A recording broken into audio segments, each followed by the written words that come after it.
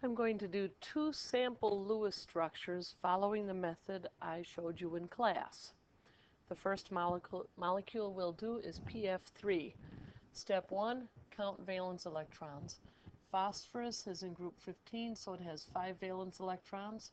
We have 3 fluorine atoms. Each of them brings 7 valence electrons. So that is a total of 21, and 5 is 26 electrons. That is the exact number of electrons that we have to have on our final Lewis structure. The next step, identify the central atom, which is the first atom listed in the formula, but it can never be hydrogen. Write all the terminal atoms around it.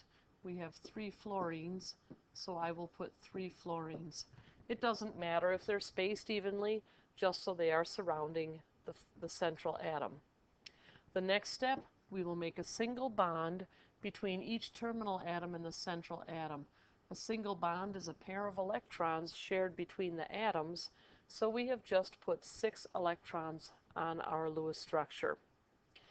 For this next step, what you have to do is you really have to keep track of electrons, because we have to get exactly 26 electrons on our structure. I suggest that you start by making octets on the terminal atoms, counting electrons as you go. If we get to 26, we have to stop and reassess what we have done. So I've already used 6 electrons in the 3 bonds there. So that's 8, 10, 12. Now that fluorine has an octet. 14, 16, 18. Now that atom has an octet. 20, 22, 24. That fluorine has an octet. If you have any extra electrons once you've made octets on the terminal atoms, you dump all of them on the central atom. I have 2 electrons left over, so they will go on the phosphorus. You can double check. This structure has 26 electrons, which is exactly what I needed. You then need to check octets on your atoms, because remember, octet is the rule. And if at all possible, you should follow the rule. Each fluorine has an octet around it. 3 pairs and a single bond. The phosphorus also has an octet. We have 2, 4, 6, 8. So that is a good Lewis structure. It will look like P with 3 single bonded fluorines. Each fluorine will have 3 pairs of unbonded electrons, and the phosphorus will have a pair of electrons. There is your Lewis structure for PF3. The next example I'll do involves an ion. We'll follow the exact same set of steps. If you wish, pause the video and then try it, and then resume the video and see how you do. Counting our valence electrons, nitrogen has 5. We have 3 oxygens, each with 6 valence electrons. That negative charge there means we have an extra electron somewhere. So 3 times 6 is 18, plus another 6 is 24 electrons. Take our central atom, which is the first one in the formula, in this case it is nitrogen, and put all of the terminal atoms around it. We have 3 oxygens.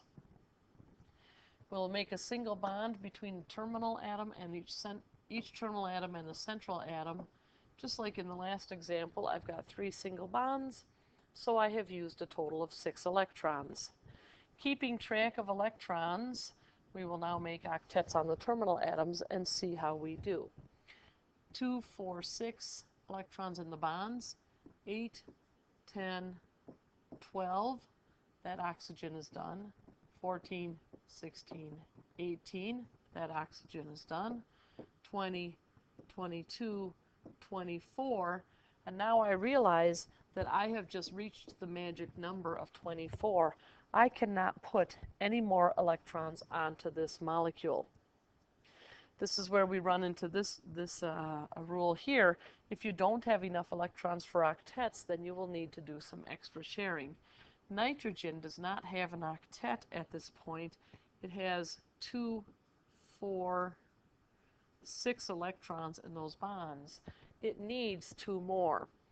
We are not going to move electrons from the oxygen to the nitrogen, because that will take away oxygen's octet. Instead, what we will do is move electrons from the oxygen into the bonding region here and eliminate those two. So now we have shared an extra pair of electrons between oxygen and nitrogen. We can check our structure. You always check two things. You check to make sure you used the right number of valence electrons, 24. We will find on this oxygen here, we've got 8 around it. We've got 8 around this oxygen. We've got 8 around this oxygen. That makes for 24 electrons. We also have octets around each element, each atom in there, the nitrogen and the 3 oxygens. So this is a valid Lewis structure, but we do need to indicate that it is an ion and it has an extra electron in there somewhere, so we put square brackets around it and a negative sign outside of there. Now we have communicated to everyone we know that this is the Lewis structure for the nitrate ion. Incidentally, this is also a reason why nitrate has a charge of -1 and not -2. Because if we had -2 for the nitrate charge, we would have an extra single electron somewhere, and that's usually not going to happen. Remember, practice makes perfect. Keep on practicing, follow the guidelines, and at some point you will just kind of look at a formula and start to see the structure. Don't be scared if that happens. That's actually a good thing. Have a great day.